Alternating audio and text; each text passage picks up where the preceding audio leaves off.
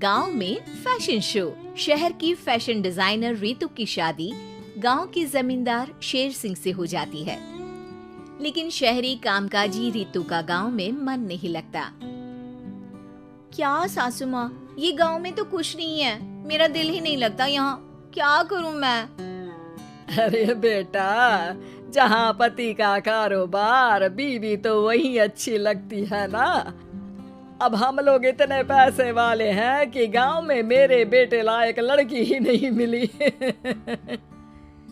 अरे माँ, मैं तो ये बोल रही हूँ कि क्या करूँ जिससे मेरा थोड़ा दिल लगे।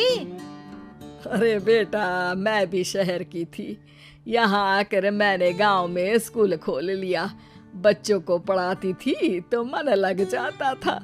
तू भी कुछ देख ले जिससे गांव की बहू बेटियों का भला हो जाए और तेरे जमींदार ससुर जी का नाम भी हो जाए।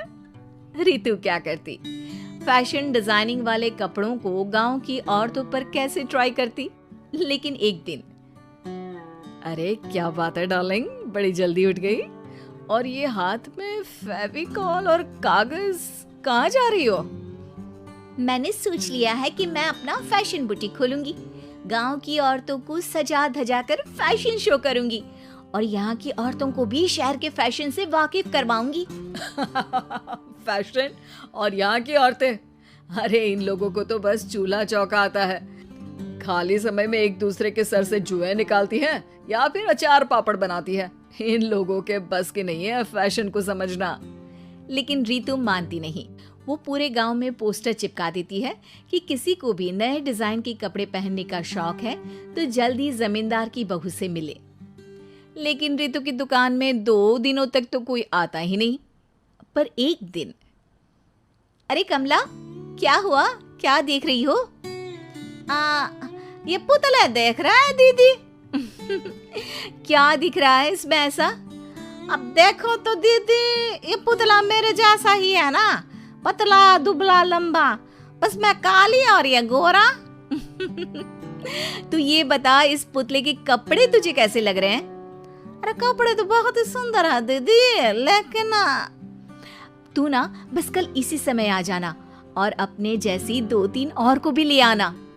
अगले दिन कमला 2 लड़कियों को लेकर आ जाती है। रितु उन लोगों को अपने हाथ के सिले कपड़े पहनाती है और घर भेज देती है। उन लोगों को गांव की दूसरी औरतें भी देखती हैं। और फिर क्या, अगले दिन रितु जब दुकान खोलती है तो सामने बहुत सी औरतें उसके बनाए डिजाइनर कपड़े पहनने को तैयार खड़ी होती हैं। तुम लोगों को कपड़े के साथ ही हल्के मेकअप और स्किन केयर की भी क्लास देनी पड़ेगी। रितु गांव की औरतों को फैशन का ज्ञान देने में लग जाती है। एक दिन रितु का पति कहता है, अरे रितु, तुम्हारी फोटो पेपर में आई है। क्यों भाई, ऐसा क्या कर दिया मैंने? क्या लिखा है? अरे लिखा है गांव में होगा अब फैशन वीक। अरे हाँ, कल ना कोई फोन आया था मीडिया वालों का, तो मैंने भी बोल दिया कि फैशन शो तो अब गांव में होगा। लग रहा है उसी की खबर बना दी है। तभी रितु को एक फोन आता है। हेलो, कौन बोल रहा है? जी मैं खामिया बात कर रही हूँ लुक में फैशन वीक से। हम लोगों ने आपका काम देखा। हम शहर वर्सेस गांव का फैशन थीम में एक फैशन शो आपके गांव में करना चाहते हैं। अरे वाह, ये तो बहुत ही अच्छी बात है। मैं अपनी मॉडल्स के साथ शो में हिस्सा जरूर लूंगी। बस अब क्या था।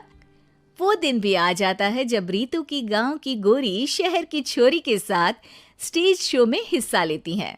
शो के बाद, अरे आपकी वो जो कलेक्शन है ना, मैं उसकी पूरी सीरीज खरीदना चाहती हूँ। सच में आपने वो कपड़े डिजाइन करे जो आज के लोग आसानी से घर और बाजार में पहन सकते हैं और बजट में भी है। हम भारतीयों के लिए तो ये डिजाइन बेस्ट है जी।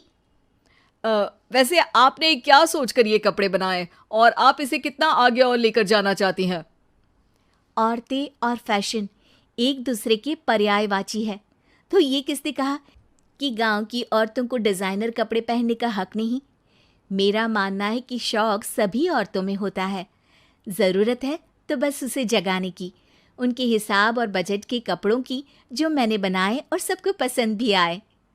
अब रितु का गांव हर जगह प्रसिद्ध है, ना सिर्फ रितु के लिए बल्कि वहाँ की औरतों की फैशन के लिए भी।